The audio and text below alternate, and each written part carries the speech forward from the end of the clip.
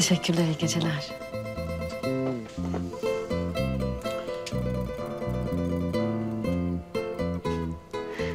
Bir şey mi diyeceksin? Yok. Ben şey yapayım dedim.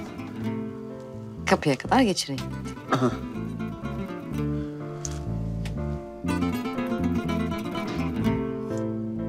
Ben odamı bulamadım da. Şey yapalım mı?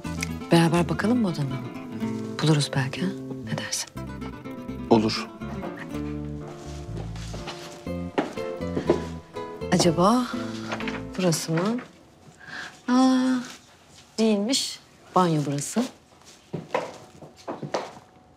Yukarıda olabilir mi? Bakalım.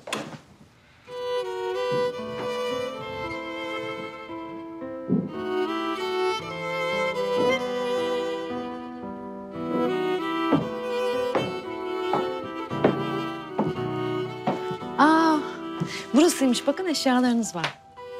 Evet, burası. Yatırmaya da yardım edeyim mi? Yok, ben kendim yatarım. İyi geceler. İyi geceler.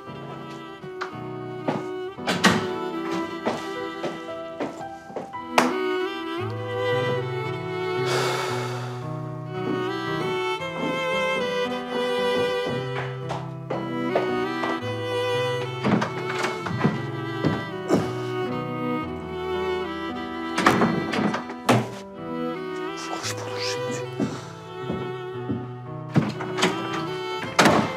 Böyle şeytan yok ya, git dal odasına. Ay yok. Yok be, hayır. Çok ayıp olur. Sakın. Git be. Ay,